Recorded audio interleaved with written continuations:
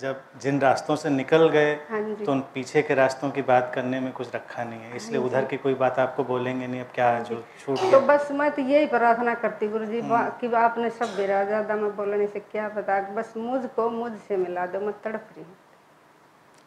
देखिए सवाल क्या होता है ना कि जो हो रहा है उसके साथ अपना एक तारतम्य बिठाइए, अपना एक एडजस्टमेंट बिठाइए।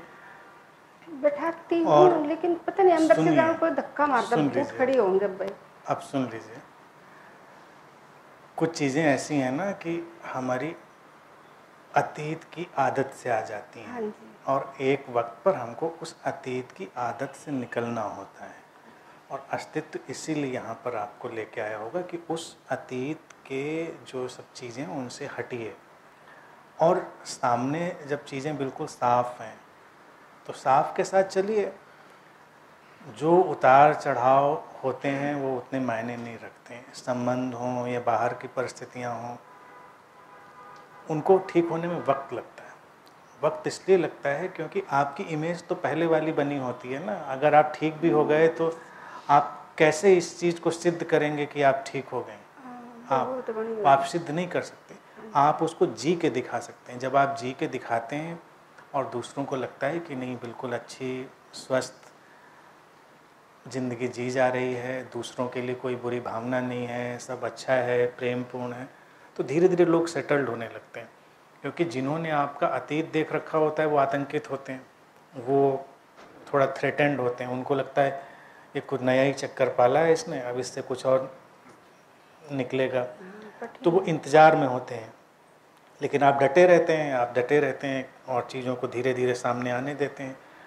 तो इससे बड़ा कुछ नहीं होता अगर आप अपनी शांति में जीते रहते हैं और दूसरे के साथ नहीं उलझते, किसी के साथ भी कुछ, तो वो लोग फिर उनका ही भाव बदलता है। वो हमेशा उसी भाव में थोड़े रहेंगे, वो बदलेंगे, उसकी आपको परवाह भी नहीं करनी है।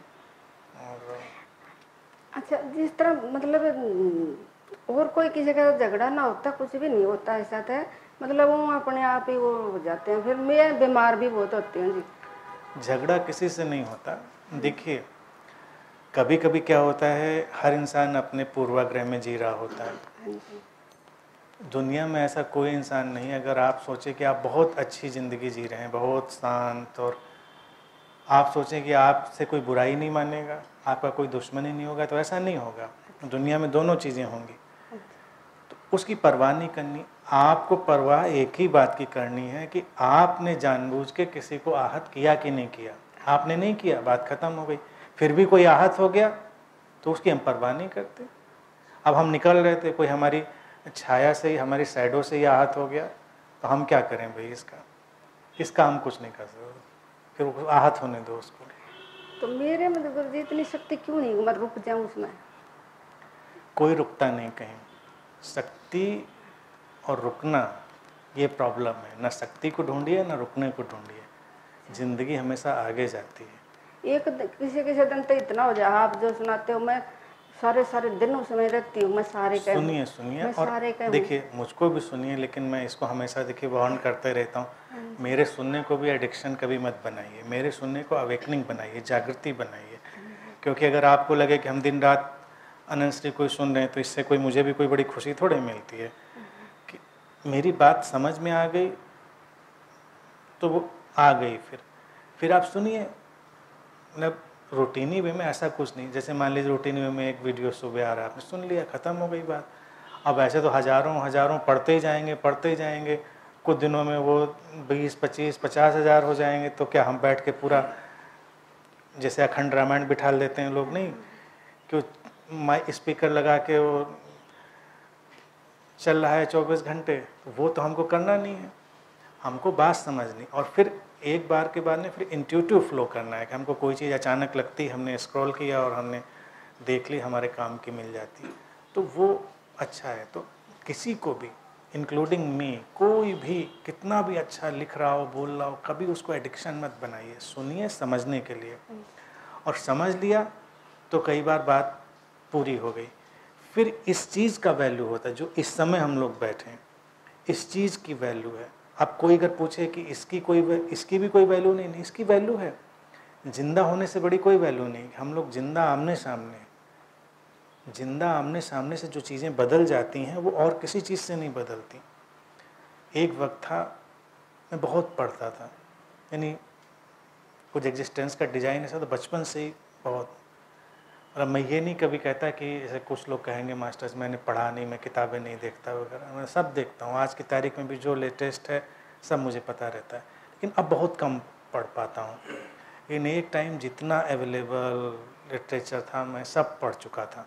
यानी कि आप समझो 25 या 30 साल की उम्र तक, अभी भी कुछ ज़्यादा नहीं है, नहीं है ज़्यादा, 25-30 साल की उम्र तक मैं बहुत पढ़ चुका था, इतना कि कल्पना ही नहीं आप कर सकते। और एक वक्त आया फिर सब सारी चीज़ें मुझसे ड्रॉप हो गई, लेकिन मुझे कोई परेशानी नहीं थी ना उसके ड्रॉप होने से। फिर एग्जिस्टेंस गाइड करती है। एग्जिस्टेंस क्या गाइड करती है? अब मेरे पास हज़ारों किताबें लगी हुई हैं, या मैं किसी लाइब्रेरी में भी गया, बाद में तो लाइब्रेरी जाना बंद ही कर दिया। फिर एक इंट्यूटिव फ्लो बस मुझे होता था, किसी किताब को मैंने बस पिक कर लिया, कई सालों बस मैंने एक रैंडम रीडिंग करी, कोई बुक उठाई मैंने और ऐसे ही बस खोल लिया उसको, और जो इन्फॉर्मेशन मुझे नीडेड होती थी मुझे वहीं मिलती थी। कोई आज की तारीख में इवन जब किंडल का भी मैंने यूज़ किया तो भी वही चीज़ है, डिजिटली भी हमने क्लिक किया उसको, कहीं से भी हमने उसको किया, मेरे काम की उतना काफ़ी था, फिर ज़्यादा की ज़रूरत नहीं थी। तो ये होता है जब आप उस सिंक में हो जाते हैं तो एग्जिस्टेंस आपको गाइड करती है, जो आपके लिए ज़रूरी है वो आपके सामने आता है, उसका भरोसा करके चलते रहना चाहिए। और ज़्यादा ज्ञान की भी ज़रूरत नहीं है कि ज्ञान कोई इन्फॉर्मेशन नहीं है कि आपने बहुत अपने को लोड कर लिया। ज्ञान है ज़िंदगी को बहुत स्मूथली, लविंगली और पीसफुल्ली जीने का तरीका। आप पीसफुल्ली जी रहे हैं शांति से, दुनिया माने ना माने, लेकिन हमारी कोशिश क्या होती है कि दुनिया मान ले कि आप शांति से जी रहे हैं। अब ससुराल वालों जिन्होंने आपकी पिटाई करी थी वो भी मान लें कि आप ज्ञान को प्राप्त हो गई हैं। ये जद्दोजहद होती है। क्या है ना कि कोई भी इस तरह की चीज़ें नहीं होती, इनमें न देवी ना ये अब कुछ नहीं, सब हमारे मन से निकला है। देखिए अक्सर क्या होता है गाँव में और बहुत सारी जगहों पे जो लोग बहुत सताए जाते हैं, और महिलाओं पे ख़ास तौर से फिनोमेना होता रहा, जो घरों में ज़्यादा परेशान होती थी उन पर अक्सर देवी आने लगती थी, भूत प्रेत आने लगते थे। वो बचने का एक थोड़ा सा शेल्टर बन जाता है। हमारा मन हमारे लिए चीज़ पैदा कर देता है, एक दुनिया हमारे लिए रच देता है। और बाकी हम लोग हर देश में अपने अपने हैं, और अपने भारत में तो हम लोग जब पैदा होते हैं हवा से ये सब चीज़ें पी चुके होते हैं। ऐसे कोई कहता है कि नहीं हम यकीन नहीं करते, उसको लगता है कि मैं यकीन नहीं करता, लेकिन उसके अंदर वो चीज़ बह रही है। तो जब वो ऐसी किसी फिनोमिना के टच में आता है तो यही सही है, लगता है कुछ हो गया। ऐसे बड़े बड़े लोग मेरे कांटेक्ट में आते रहे, बड़े रिवोल्यूशनरी हैं, क्रांतिकारी हैं, नहीं मैं कुछ नहीं मानता। कोई पूरे लेफ्टिस्ट हो गए हैं कि मैं तो नहीं मानता। अंदर खाने में पड़ी हुई है चीज़। और जब कमज़ोर होता है व्यक्ति, जिस समय वीक पड़ता है तो उसकी सारी मान्यताएं उसके ऊपर हावी हो जाती हैं। मेरा भी वही है। तो उस मान्यता में हम यकीन करते हैं कि अच्छा ऐसा तो हुआ होगा, कुछ भूत प्रेत होगा, कुछ ऐसा जादू मंत्र किसी ने कर दिया होगा।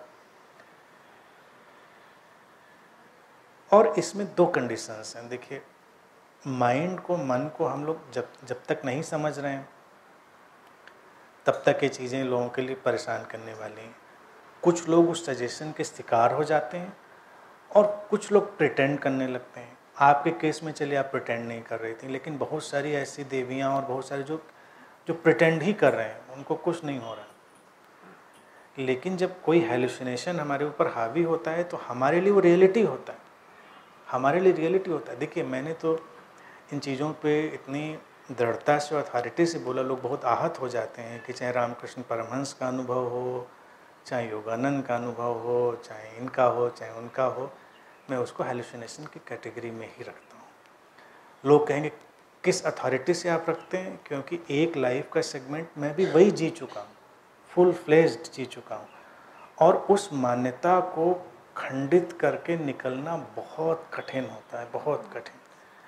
तो एग्जिस्टेंस शायद आप लोगों से चीज़ शेयर कराना चाहती होगी कि मैंने सारे फेज देख लिए, वो भी फेज देखा और उससे बाहर इतना टेम्पटिंग है और इतना बाहर निकलना आसान नहीं है, तो कोई निकलता विकलता नहीं है। बड़े बड़े गुरु लोग, स्वनाम धन्य, क्योंकि उसी पे सब खड़ा होता है तमाशा। तमाशा ही क्या बचता सारा। अब जैसे मान लीजिए अब पूरा बर्गर पेश करना है तो सब कुछ होना चाहिए ना, उसमें टिक्की, सजावट, सॉस। अब हम सीधे आपको टिक्की पकड़ा रहे हैं तो आपको कहाँ मज़ा आएगा। लेकिन उससे गुजर के, देख के, एक होता है फिलोसॉफिकली बात को कह देना। तो बहुत सारे लोग बहुत सारी चीज़ों को फिलोसॉफिकली कह रहे होते हैं, उन्होंने उसमें इन्वेस्ट नहीं किया है। मैंने नहीं किया था इन्वेस्ट, वो एग्जिस्टेंस ने मुझसे करा दिया था। और वो फॉर्चुनेट स्थिति के एक पॉइंट पर आकर मैंने इस चीज़ को ये देख लिया कि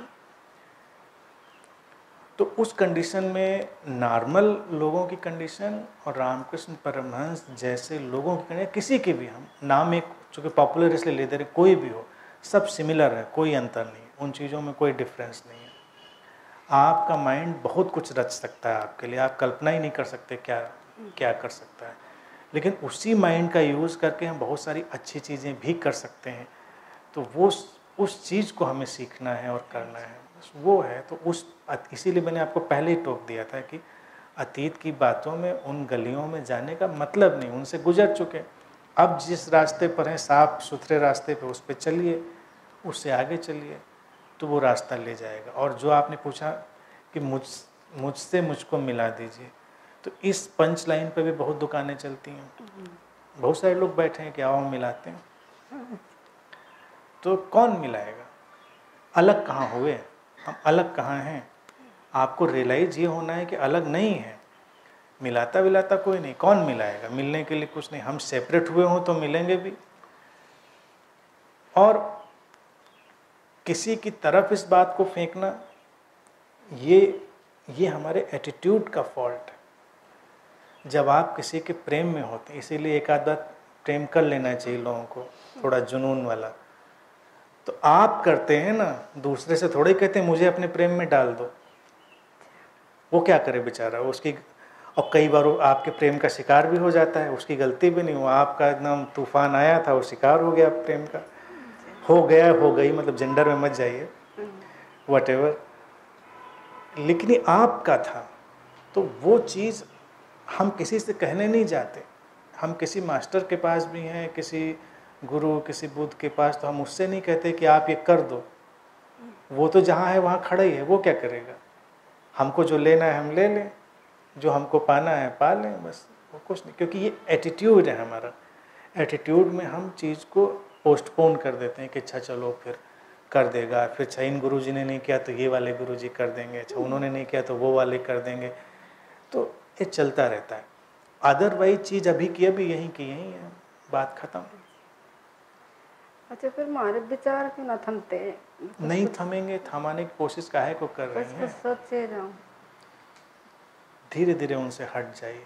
ये जो मारे विचार है ना, इसको हटाते। कुछ मारा विचार नहीं है, विचार है, कम है, ज़्यादा है, किसी के पास कम, किसी के पास ज़्यादा।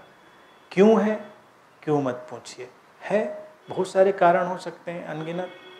तो जैसे जैसे ये देखना शुरू कर लेंगे कि है, समस्या क्या है। अब यहाँ पर इतने लोग बैठे हैं, आप क्वेश्चन पूछे इतने क्यों? कम भी हो सकते हैं, ज़्यादा भी हो सकते हैं। क्यों का तो सवाल नहीं। क्यों आपके हाथ में नहीं था, क्यों मेरे भी हाथ में नहीं था।